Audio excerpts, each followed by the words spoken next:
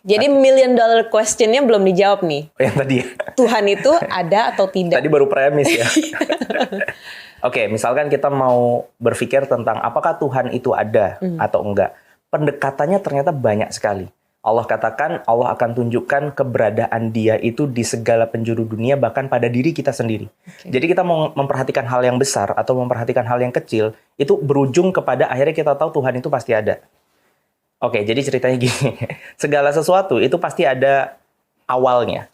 Ada yang memulai, gitu kan ya. Kayak misalkan dengan teman-teman ngelihat saya, pasti teman-teman tahu kalau saya punya ibu. Ya. Dengan teman-teman tahu kalau saya punya ibu, walaupun nggak perlu ngelihat ibu saya, teman-teman tahu kalau saya punya nenek. Yes. Karena nggak mungkin ibu saya tiba-tiba nongol nggak ada nenek, gitu kan? Nenek berarti ada ibunya nenek. Ibunya nenek berarti ada neneknya nenek, dan neneknya nenek ada neneknya lagi. Ibunya neneknya nenek. Iya. Dan seterusnya. Yes. Ini akan berhenti sampai kapan? Akan berhenti kepada manusia yang pertama. So, pertanyaannya akhirnya berubah menjadi, terus manusia yang pertama ini dari mana? Bagaimana dia memulai semua ini? Kalau dalam teori orang-orang ateis, orang-orang komunis, biasanya dia berasumsi bahwa segala sesuatu itu berasal dari materi kembali kepada materi. Jadi dulu, semua itu bermula ketika ada sesuatu hal yang meledak, namanya Big Bang. Yes. Dari situ kemudian muncul DNA, kemudian bergabung, nanti ada amuba bersatu dengan yang lain, terus bikin ya ekosistem atau organisme yang lebih tinggi, terus ada simpanse berubah jadi manusia. Oke lah, kita ikutin aja. Oke, berarti sebelum manusia simpanse dong. Let's say ya, kita sepakat, kita setuju. Oke, let's say. Sebelum manusia berarti mundurin jadi simpanse. Kalau gitu sebelum simpanse, oh berarti organik lain, organisme lain gitu. Sebelum. Oke, kita sampai kita berujung kepada titik pertama. Itu kan ada satu titik yang meledak. Ya. Sebelum itu, siapa yang menciptakan titik itu? Iya, aku pernah ngobrol sama seorang memang ateis, dan dia berkata bahwa ya, sains cuma belum bisa membuktikan apa-apa. Kita cuma baru sampai kepada ada titik yang meledak. Tapi dia tidak bisa menyimpulkan sebelum ada titik itu. Kalau aku sederhana sekali, aku bisa nyimpulin, nggak usah kamu nanya ke sains orang yang hebat-hebat, aku bisa nyimpulin dengan sederhana bahwa titik itu ada yang mengawali. Ya pasti kan. Titik itu pasti ada yang mengawali. Kita nggak bicara Tuhan biar dia nggak GR kan. Ya. Ya kita nggak usah ngomong Tuhan, tapi pasti ada sesuatu yang mengawali titik itu. Nah artinya dari sini saja kita tahu bahwa ada sesuatu, pasti ada sesuatu yang membuat itu. Termasuk segala sesuatunya ini. Nah yang jadi persoalan itu adalah kalau memang Tuhan itu ada dan menciptakan segala sesuatu, awalnya Tuhan dari mana? Nah, obrolan-obrolan kayak gini yang sebetulnya banyak butuh didiskusikan secara terbuka dan nggak usah baper-baperan gitu. Kan kita pakai logik, gitu. Ya terus awalnya Tuhan dari mana? Oke, kita peras otak kita untuk cari jawaban. Kalau yang udah saya dapetin cuma ada 3 jawaban. Nanti kalau ada saya tambahin di materi saya. Ya, sampai sekarang cuma ada 3 jawaban. Yang pertama, Tuhan itu menciptakan dirinya sendiri. Oke, kosong, jedes gitu, keluar sesuatu. Mbak Dewi nanya, kamu siapa? Aku Tuhan. Dari mana kamu? Aku menciptakan diriku sendiri. Yes. Oke, make sense nggak? Ada sesuatu yang nggak ada, menciptakan dirinya yang belum ada. Enggak. Itu nggak logik. Maka ini nggak mungkin. Gitu. Yang lebih nggak mungkin ada Mbak Dewi dulu. Mbak Dewi tadi. Kok Tuhannya baru keluar Mbak Dewi udah nanya, itu Mbak Dewi dari mana? Itu kan juga nggak make sense. Cerita saya nggak make sense sebenarnya. Yang kedua, Tuhan itu berasal, sebentar, Tuhan menciptakan dirinya sendiri. Failed kan? Yang kedua, Tuhan ada yang menciptakan. Nggak mungkin. Kalau begitu nggak jadi Tuhan. Satu itu. Yang kedua, ini berimbas akan muncul pertanyaan kedua. Pertanyaannya adalah siapa yang menciptakan Tuhan yang menciptakan Tuhan kan?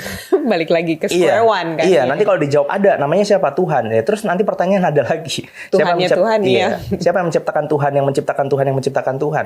Berarti ini nggak beres. Ini logical fallacy. Kalau di kalkulator keluar huruf E, Mbak. Tahu artinya E?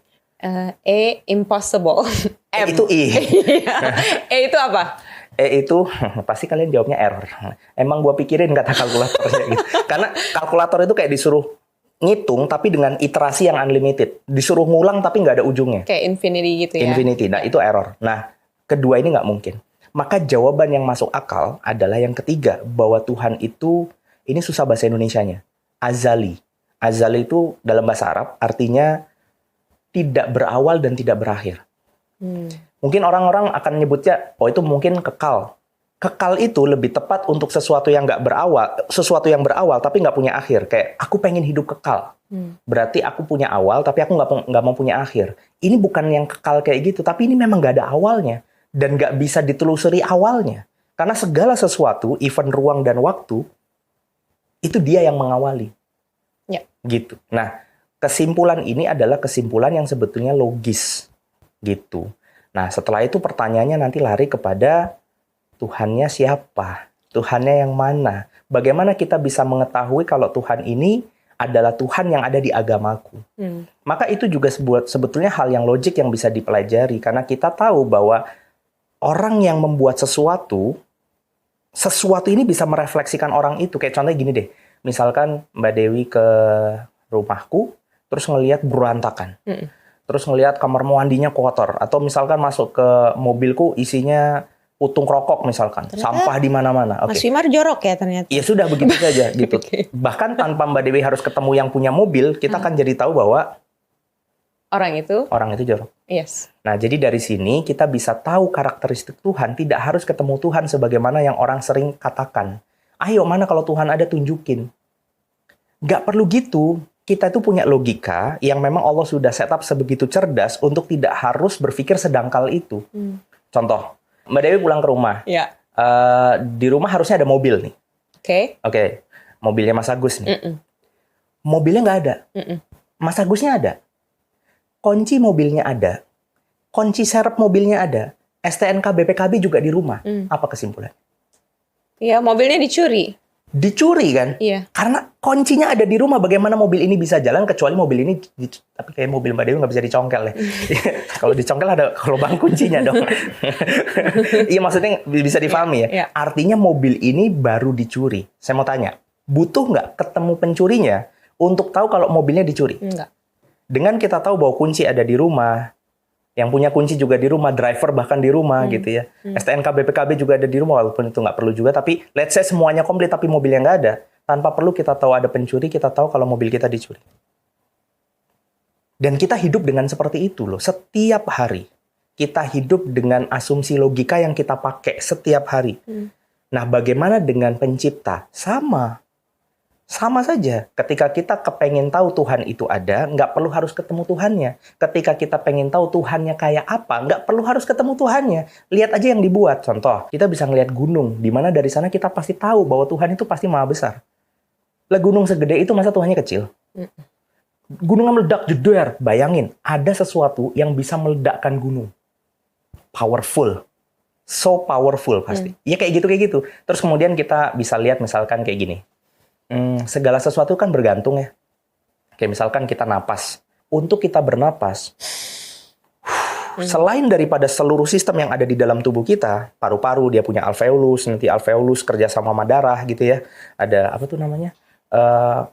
Siklus Krebs dan lain-lain lah. Muterin ke seluruh tubuh, jantung dengan segala bilik-biliknya, pompa-pompanya. Di luar daripada apa yang kita punya untuk bernapas. Ternyata di luar daripada kita napas itu butuh pohon, tanah, awan, angin, laut, dataran tinggi, dataran rendah, ozon, matahari.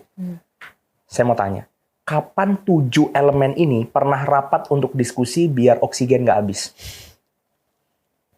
Apakah pohon pernah rapat sama matahari? Apakah pernah matahari bilang sama ozon, Zon, tebelnya segini ya Zon biar pas? Oke, matahari, tapi sinarnya jangan kekencengan ya, segini aja. Mereka nggak pernah diskusi.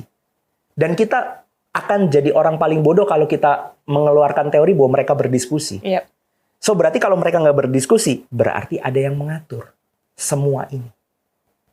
Maka Tuhan itu harus maha mengatur segala sesuatu, maha menjaga segala sesuatu. Nggak mungkin dia itu yang clumsy. Nggak mungkin dia itu zat yang masa bodoh. Karena dengan adanya siklus yang tadi kita obrolin aja, kita pasti tahu bahwa Tuhan itu sayang banget sama kita. Kayak gitu diterusin aja, Mbak. Diterusin ngelihat apa dipikirin, ngelihat apa dipikirin. Akhirnya kita ketemu nanti konklusinya bahwa Tuhan harus begini. Setelah daripada itu, tinggal dibawa tuh rentetan kriteria tadi. Ya udah, mana agama yang punya Tuhan kayak gini.